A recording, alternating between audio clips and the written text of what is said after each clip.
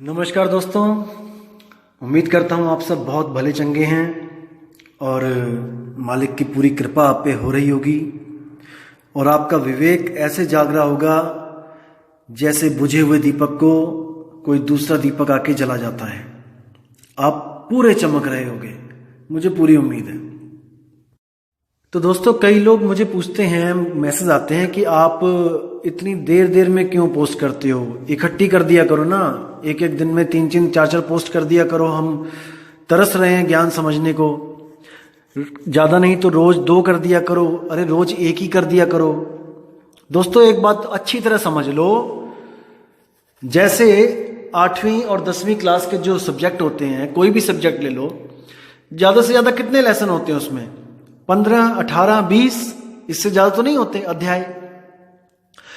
दोस्तों मान के चलो कि 20 अध्याय होते हैं, तो दोस्तों 20 अध्याय तो एक टीचर अपने अपने सब्जेक्ट के 20 लेसन 20 दिन में कवर कर सकता है। वो एक दिन में एक अध्याय खत्म कर सकता है। आपको 20 दिन में वो खत्म करके पढ़ाई आपकी 21वें दिन आपका एग्जाम ले सकता है।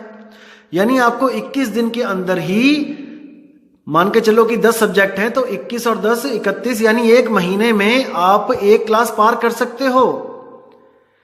12 महीने यानी एक साल में आप 12 क्लासें पार कर सकते हो।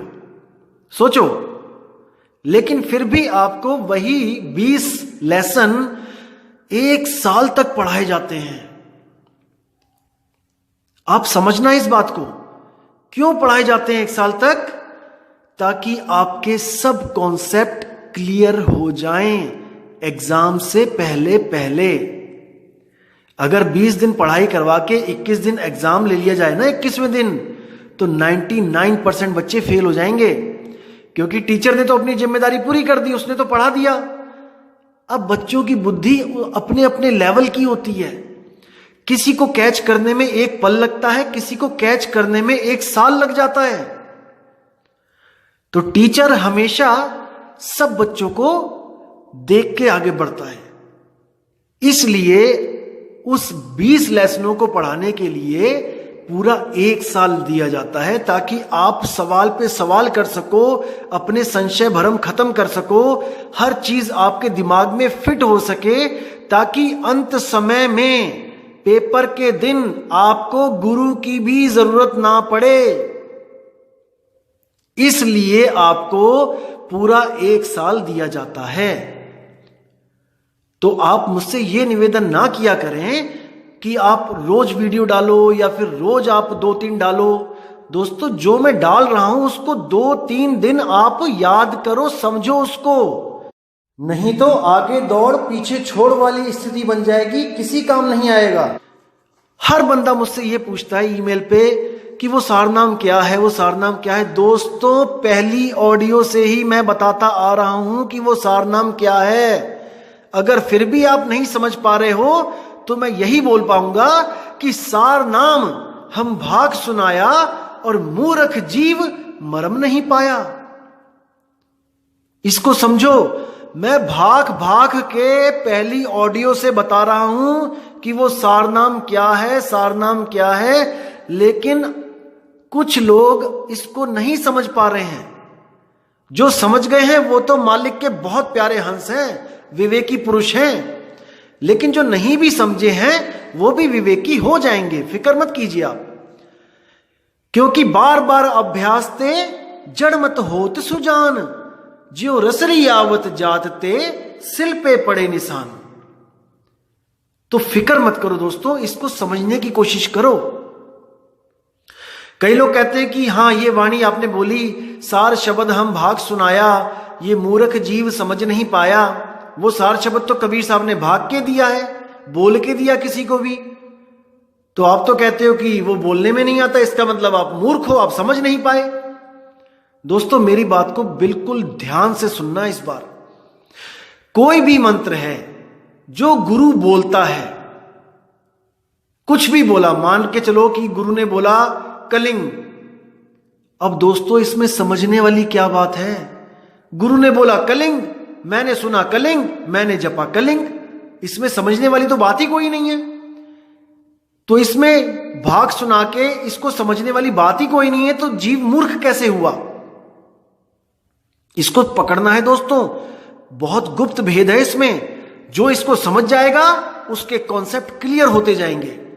कबीर साहब कह रहे सार शब्द हम भाख सुनाया, ये मूर्ख जीव समझ नहीं पाया, यानी कि 33 अरब ज्ञान हम भाखा।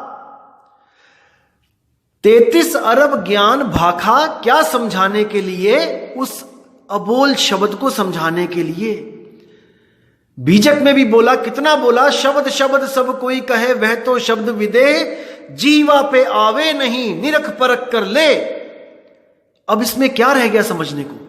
साफ बोल दिया कि जीवा पे आवे नहीं, गुरु जीभ से देगा अगर तो नहीं लेना। होठ कंठ लागे नहीं, जीभ्या नहीं उच्चार, गुप्त वस्तु जो लखे सो है हंस हमार। अब बोल दिया ना उन्होंने कि होठ कंठ लागे नहीं, लेकिन मूर्ख जीव समझ नहीं पाया।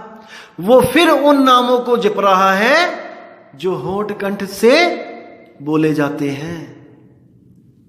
इसका ये सार है। लेकिन मूर्ख गुरु वाणी को गलत तरीके से पेश करके जीवों को मूर्ख बना देते हैं। इसको समझना है दोस्तों। मुझे पूरी उम्मीद है कि आप इसको समझ गए हो। सार शब्द हम भाग सुनाया, यानी कि सार शब्द की महिमा मैंने 33 अरब ज्ञान में भाग भाग के सुना दी। लेकिन ये अज्ञानी जीव उस शब्द को नहीं समझ पाया कि मैं किसकी बात कर रहा हूं। दोस्तों, जहां भी समझने समझाने वाली बात होती है वहां पर या तो कोई पहेली होती है बूझने के लिए, या फिर कोई इशारा होता है जो सामने वाला नहीं समझ पाता है। अगर कोई मंत्र की बात चल रही है तो दोस्तों वहां पे समझने की कोई जरूरत ही नहीं होती। जो गुरु ने दे दिया वो आपने सुन के जपने लग जाना है, रटने लग जाना है, तोते की तरह। जैसे तोते को आपने एक मंत्र दे दिया हरियम, अब तोते ने उसको समझना नहीं है कि उसका क्या मतलब होता है, अब वो रटने लग जाएगा तोते की तरह, हरियम हरियम हरियम। तो कबीर साहब ने ये नहीं बोला कि मैंने उसको भाग के सुनाया और तू समझ नहीं पाया। नहीं, अगर कबीर साहब भाग के सुनाते तो उसमें समझने वाली तो कोई बात ही नहीं रह गई थी।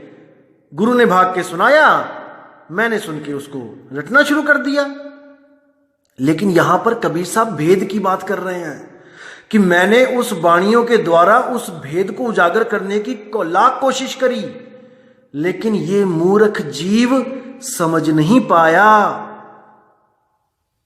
तो दिक्कत यहां पे है। इसीलिए मैं कह रहा हूं कि इस ज्ञान को, इस निर्मल ज्ञान को ये सोच के मत समझो कि मैं किसी के गुरु की बुराई कर रहा हूं या मैं किसी के गुरु को नीचा दिखाना चाहता हूं। अरे गुरु मेरे सब ही बड़े, अपनी अपनी ठौर, लेकिन शब्द विवेकी पारखी सो माथे के मोर।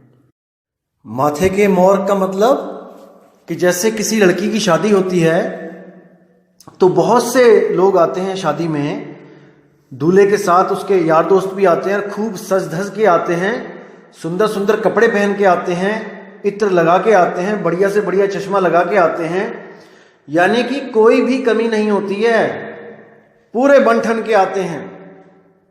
लेकिन फिर भी जो लड़की होती है वो केवल और केवल अपने पति के गले में ही वरडाला डालती है जिसके सिर पर मोर होता है।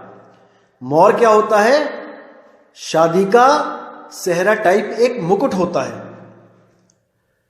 तो ऐसे ही सारे गुरु जो ज्ञान दे रहे हैं, अच्छी बात है ज्ञान दे रहे हैं, लेकिन उसमें से हमने वो गुरु चुनना है जो शब्द विवेकी पारखी हो, नहीं तो हमारा काम नहीं बनेगा। इसी तरह गुरु मेरे सभी बड़े, सब गुरु ज्ञान दे रहे हैं, सब गुरु मीट मांस बकरी मुर्गी अंडा दारू सब कुछ छुड़वा रहे हैं। मेरे गुरु महान हैं जो कम से कम एक इंसान को, जो जानवर बना हुआ था उसको इंसान तो बनाया।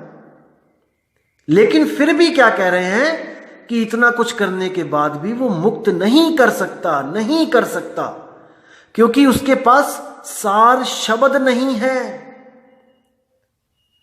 दिक्कत यहां पे है। इसलिए कह रहे हैं गुरु गुरु में भेद है, गुरु गुरु में भाव, सोई गुरु नित वंदिए, जो शब्द बतावे दाओ। जो गुरु आपको सार शब्द का लखाव करा दे वही सतगुरु है। एक छुड़ाए एक लखाए, तब प्राणी निज घर को जाए। सोई गुरु पूरा कहाए, जो दो अक्षर का भेद बताए। तो इसको समझना है दोस्तों। जैसे पिछले भजन में आपको बताया था कि दास मलूक सलूक कहते हैं, खोजो खसम कबीर। वो कबीर खसम को खोजो। इसी को कबीर साहब कहते हैं, कहें कबीर अक्षर दो भाख, होगा खसम तो लेगा राख। अब देखना दोस्तों, यहां पे सोचना इस बात को कि मलूक दास जी कह रहे हैं कि कबीर खसम है, कबीर को खोजो, और कबीर साहब कह रहे हैं खसम वो है जो दो अक्षर का भेद बताए। समझना इसको। कहे कबीर अक्षर दो भाख, गुरु की महिमा बता रहे हैं कि ऐसा गुरु ढूंढ ले जो दो अक्षर को भाख के समझाए कि कौन सा अक्षर मुक्ति का दाता है और कौन सा अक्षर बंधन में डालता है। बंधन वाले अक्षरों को छुड़वा दे और मुक्ति वाले अक्षर का लखाव करा दे। इसी को बाबा नानक कहते हैं, जेतु पढ़िया पंडित बिन दो आखर दो नामा। दो आखर यानी एक 52 अक्षर और एक आत्म अक्षर। इन दोनों को जब तक तूने नहीं समझ लिया पंडित, बिन दो अक्षर दो नामा। दो नामा कौन सा? एक सतनाम और एक असतनाम। एक झूठा नाम, कृत्रिम नाम, मैन मेड नाम, और एक सेल्फ मेड नाम। प्रणवत नानक एक लंगाए, जे कर सच समावा। अब वो गुरु क्या करेगा? इन दोनों अक्षरों में से, इन दोनों नामों में से एक छुड़वा देगा जो असत्य है, असार छुड़वा देगा और सार लखा देगा। गुरु तो ऐसा चाहिए जैसा सूप सुहाए, और सार सार तो गही रहे, थोथा दे उड़ाए। थोथा उड़ा देगा और सार को लखा देगा। तो इसको गहराई से समझना है दोस्तों, क्योंकि इसको समझे बिना आपकी मुक्ति नहीं हो सकती, नहीं हो सकती, नहीं हो सकती। 52 अक्षर जब तक नहीं खत्म हो गए आपके दिमाग से, आपके मन से, तब तक आप मुक्त नहीं हो। जब 52 का टूटे डोरा सहजे छूटे, काल झकोरा फिर नहीं आए, फिर नहीं जाए, और सार शब्द में रहे समाए। उस शब्द में सुरती समाएगी और फिर उसको कोई अलग नहीं कर सकता। अरे सुरत समाए शब्द में, वाको काल न खाए। कौन से शब्द में समाए? उस सार शब्द में समाए। वो सार शब्द कोई मंत्र नहीं है कि उसको जप के कोई और मिलेगा तीसरा आपको। वो सार शब्द ही सतपुरुष कहाया, और ये मूर्ख जीव समझ नहीं पाया। वही सार शब्द सतनाम है, वही अखंड नाम है, वही सच्चा नाम है, वही रियल नेम है, वही गॉड्स नेम है। उसके अनंत नाम रख दो, लेकिन वस्तु वो एक ही है जिसको शब्द गुरु कहा जाता है। शब्द गुरु सुरत धुन चेला, देह गुरु नहीं है। शब्द गुरु है और उसका चेला कौन है? जो उस धुन को सुने। सुरत धुन चेला। सुरती जब उस धुन को सुनती है, वही असली चेला है। वो चेला नहीं है जो केवल भेष धारण करके कबीर पंथ में आ गया और मीट मांस दारू अंडा सब खा पी रहा है। वो चेला नहीं है, वो नाम का चेला है, काम का चेला नहीं है। तो इसको समझना है दोस्तों, बात जरा सी वरना 84। अभी समझ जाओगे तो बहुत अच्छा रहेगा। उसके बाद कोई 84 लाख जून में ऐसी देह नहीं मिल पाएगी जिसमें ज्ञान को समझ पाओ। और इन नकली गुरुओं ने आप लोग को हमेशा यूज किया अपने आप को पावरफुल दिखाने में कि मेरी इतनी संगत है, मेरे इतने करोड़ मेरे फॉलोअर हैं, मेरा सरकार भी कुछ नहीं बिगाड़ सकती। दोस्तों ये भरमजाल है। जिस गुरु के पास बहुत कम शिष्य हो, असल में वहां पर सही ज्ञान मिलने की उम्मीद होती है। क्यों? क्योंकि वो इतना दिव्य ज्ञान दे रहा है, इतनी ऊंची पढ़ाई करवा रहा है कि सब लोगों को समझ ही नहीं आ रही है। जहां पर ज्यादा भीड़ दिखाई दे आपको, समझ जाना वहां पे इतना सस्ता ज्ञान मिल रहा है कि बच्चे बच्चे के समझ में आ गया। इसको समझना पड़ेगा दोस्तों। कैसे है? उदाहरण देता हूं आपको। आप एक कॉपी लेके निकलना अपने घर से और हर घर में जाकर बस ये पूछना कि यहां पर 5वीं पास कौन कौन है। दोस्तों हर घर में आपको बच्चों के अलावा जो LKG UKG में है, हर बंदा आपको 5वीं पास मिलेगा। आपकी 50 हजारों लाखों कॉपियां भर जाएंगी नाम लिख लिख के। और फिर आप निकलना दोबारा रजिस्टर लेके और पूछना कि 10वीं पास कौन कौन है। दोस्तों आपको उनमें से आधे लोगों के नाम मिलेंगे, क्योंकि जो बुजुर्ग हैं, जो दादी है, दादाजी हैं, वो 5वीं 7वीं पढ़े होते थे, 8वीं पढ़े होते थे, उनका नाम वहां पे नहीं लिखा जाएगा। यानी कि अब वो संख्या और कम हो गई। दोस्तों फिर दोबारा निकलना और ग्रेजुएशन वाले लोगों का नाम लिखना शुरू करना। दोस्तों ये संख्या घटकर 20% रह जाएगी। और दोस्तों फिर निकलना अब PhD वाले लोगों का या CA या डॉक्टर जो है उनका नाम लिखना शुरू करना। दोस्तों 40 50 60 नाम लिखने के बाद पूरे शहर में आपको इससे ऊपर नहीं मिलेंगे। और उससे भी ऊपर जाना है दोस्तों, साइंटिस्ट ढूंढना। साइंटिस्ट ढूंढना जो MBBS MD करके DM कर रहे हैं, जो कर चुके हैं DM। दोस्तों पूरे पूरे शहर में एक DM भी नहीं मिलेगा आपको। MBBS डॉक्टर मिल जाएंगे, MD भी मिल जाएंगे आपको गली गली में बैठे, लेकिन DM endocrinology, DM neurosurgeon, DM neurology, ये कुछ गिने चुने लोग ही मिलेंगे आपको।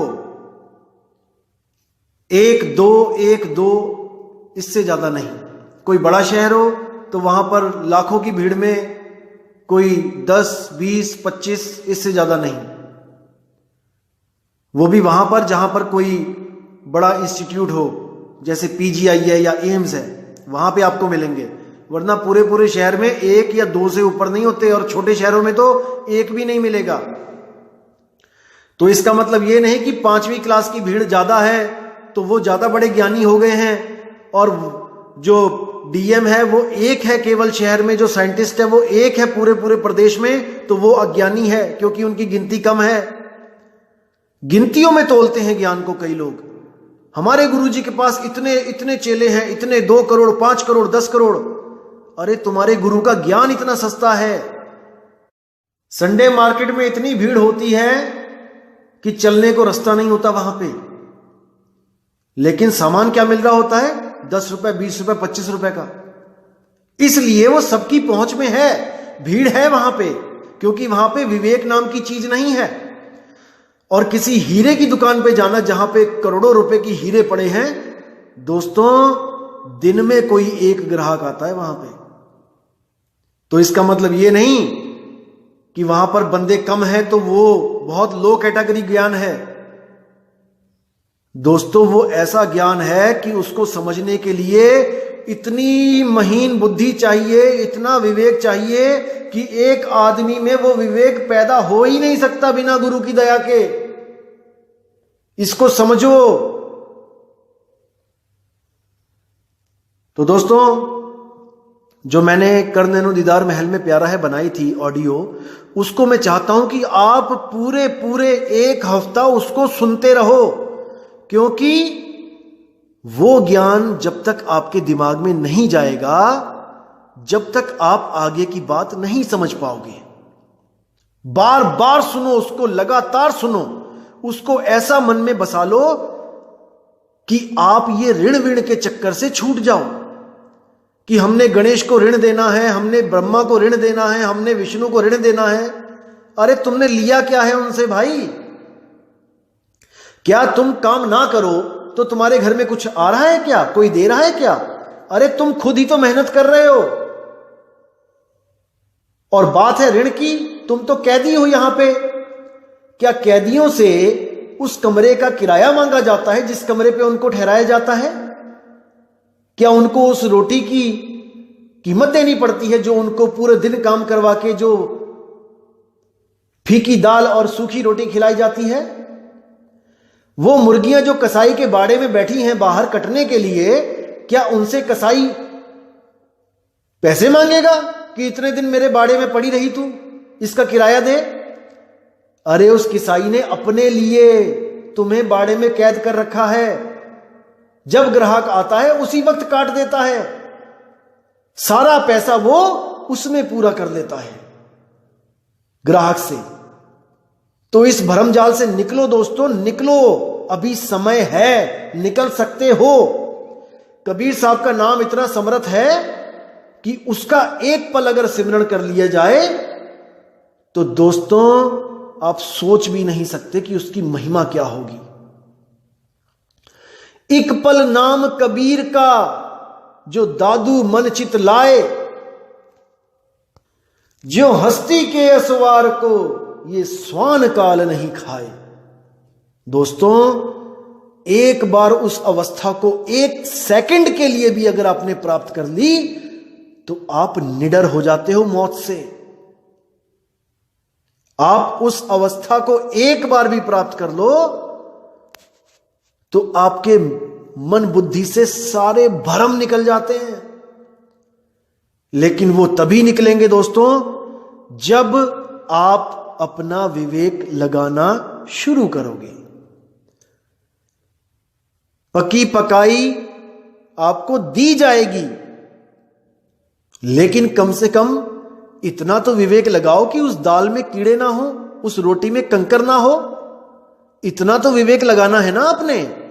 पकी पकाई देने को हम तैयार हैं, सब दे रहे हैं पकी पकाई, हर गुरु पकी पकाई दे रहा है आपको, लेकिन फिर भी आपने विवेक करना है कि किस में दाल में कीड़े हैं और किसकी रोटी में कंकड़ है। तभी आप निर्णय कर पाओगे कि सत्य असत्य क्या है। हर गुरु ज्ञान दे रहा है, हर गुरु, और फ्री में दे रहा है आपको, लेकिन ज्ञान की परख करनी आपकी जिम्मेदारी है।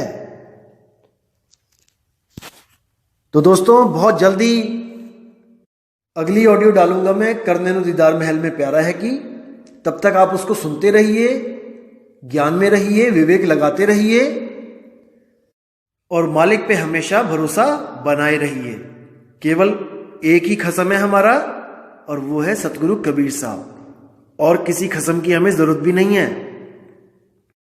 तो दोस्तों इसी के साथ आपसे विदा चाहूंगा और उम्मीद करूंगा, मालिक से दुआ करूंगा कि आपका जीवन शांतिमय रहे और विवेक आपका बढ़ता ही बढ़ता चला जाए, इतना बढ़ जाए कि आप एक पल में नीर और शीर का निबेड़ा करके आप परमहंस बन जाओ। तो दोस्तों विदा चाहूंगा मैं। जय गुरु बंदी छोड़ वैराग साहिब जी की, जय गुरु बंदी छोड़ मदन साहिब जी की, जय जय बंदी छोड़ सतगुरु सत्य कबीर साहिब की। आप सबकी सदा ही जय हो। साहिब बंदगी सतनाम।